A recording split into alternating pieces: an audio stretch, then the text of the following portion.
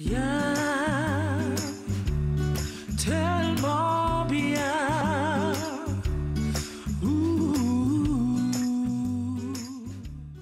C'est la féminité. On va en discuter avec vous, mesdames. Christine, contente de te revoir. Tu nous présentes maintenant ton deuxième livre, Féminité et Ayurveda.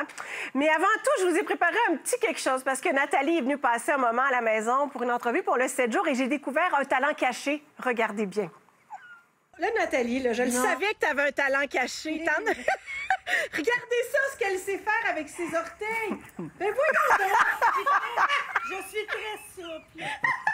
Hey, moi, ça m'impressionne, ça, Nathalie. Ah non, mais c'est parce que c'est une famille. Écoute, c'est les pieds de Déméthane, là. Hein, pour ceux de notre génération, les pieds d'une grenouille rainette, c'est assez laid. Non, tu es dur envers toi-même. Mais je travaille fort avec la pédicure. Tu sais, je me fais faire de beaux pédicures.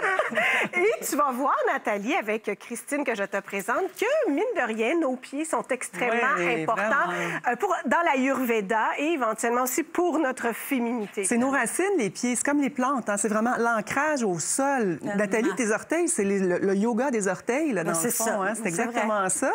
Ayurveda, la sœur du yoga. Moi, je suis vraiment contente, Saskia, de venir présenter mon deuxième livre. Bravo. Accouchement d'éléphant. Que j'ai eu la chance d'animer le lancement, d'ailleurs, sur le web. Donc, un bel accouchement pour 18 mois de grossesse, 6 mois d'accouchement, en gros 2 ans. Mais là, le voilà, finalement, il est là. Ouais, félicitations. Vraiment. Merci beaucoup. Donc, l'Ayurveda, en quelques mots. Sœur du yoga, sagesse ancestrale provenant de l'Inde, nous ramène l'importance de connecter cœur, corps, esprit.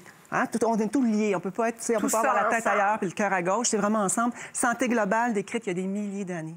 Et là, tu nous amènes dans la féminité cette fois-ci, qui doit être, mon Dieu, c'est assez un sujet sans fond. Nous aider à retrouver notre féminité, à mieux la comprendre. Comprendre, vraiment connecter avec ce qui est important, comprendre nos hormones, comprendre nos cycles de femmes aussi. On est tellement liés avec la nature, on l'a juste oublié. On était complètement déconnectés. Les années 80, c'est juste un bel exemple à quel point on n'était pas connectés. Là, on arrive au retour à la Terre. Donc, le lien avec la nature est important. Ça nous ramène prendre soin de nous avec des plantes, avec des huiles. Et surtout de se comprendre parce qu'on est unique. Dans l'Ayurveda, d'ailleurs, ça nous le dit, hein, dans la première section de l'émission, vous avez parlé comment on est unique.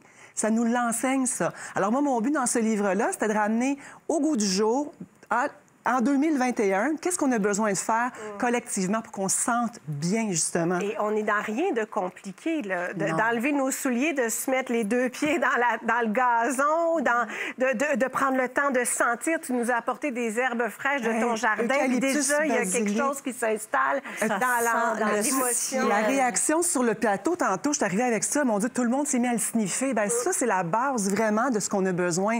Ça, c'est de l'aromathérapie naturelle, hein? Quand ça fait du bien dans le cœur. Alors, tout ce qu'on peut faire au quotidien pour se ramener dans les essences naturelles, les pieds sur la terre, de prendre des huiles, de se masser, de prendre des tisanes, de se prendre des plantes par la peau, c'est là. Puis c'est pas compliqué. C'est pour ça que j'ai autant d'art de vivre là-dedans.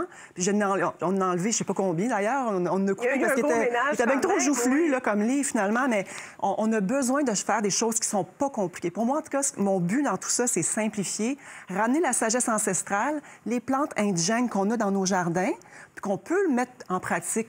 Ah, ça vient de l'Inde, mais là, c'est vraiment avec l'Occident, avec nos plantes puis notre art de vivre à nous.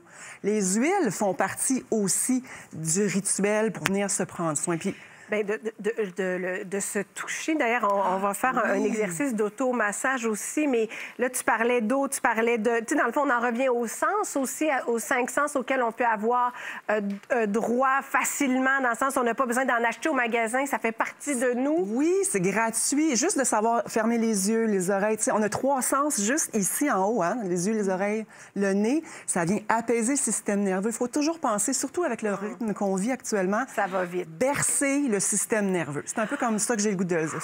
Juste de le dire, ça fait du bien. Bercer le système nerveux. Prendre le temps de se déposer dans notre quotidien. C'est ça. Et tu parles beaucoup d'automassage dans ton... Bien, beaucoup. Tu parles d'automassage, entre autres, parce que tu parles de plein de choses. Qu'est-ce qu'on peut faire, justement, pour s'automasser? Là, je sais qu'on a... Je veux juste rassurer tout le monde, on va vous mettre une recette parce qu'il y a des possibilités de se faire maison des huiles essentielles, tout simple. Les huiles infusées, oui, c'est ça. Donc, les huiles font partie du patrimoine de bien-être ayurvédique depuis des millénaires. Je vais juste dire pourquoi rapidement, parce que l'huile vient non seulement hydrater, mais elle vient vraiment travailler sur plusieurs couches de la peau. Le fait de se masser va venir nous aider à relâcher de l'ocytocine. Ça, c'est l'hormone du bonheur. Hein? L'ocytocine, on en parle de plus en plus. Quand on se fait un câlin, 12 secondes, on relâche cette hormone-là. On peut plus le temps se faire des câlins.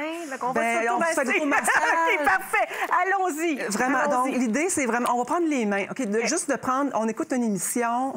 On prend un petit peu... Oui, bien. On prend le temps de le sniffer. Je le dis à la blague. Je sens Vraiment, c'est fou. Juste de prendre le temps de le respirer vient... Oui, c'est la féminité. Je vais juste enlever les bagues.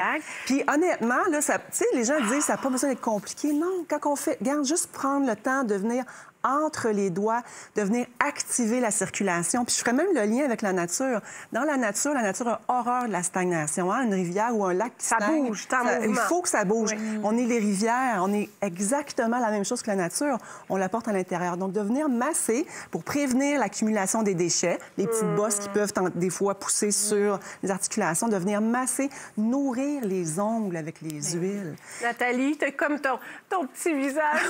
Oui, t'es comme ton vie toute calme, toute douce. Oui, mais c'est moi, ça. J'aime ça. Je trouve ça important de prendre le temps, de prendre soin de soi. Surtout qu'on ne peut plus avoir de câlins des gens qu'on aime. T'sais, oui, notre amoureux, tout ça, les gens qui vivent dans notre bulle, mais... C'est si important d'avoir cette bienveillance envers soi-même. De se donner de l'amour envers soi-même, puis à tous les jours. Moi, souvent, ça fait 10 ans que j'en parle, automassage des seins, automassage du ventre, des cuisses. J'ai écrit, j'ai parlé.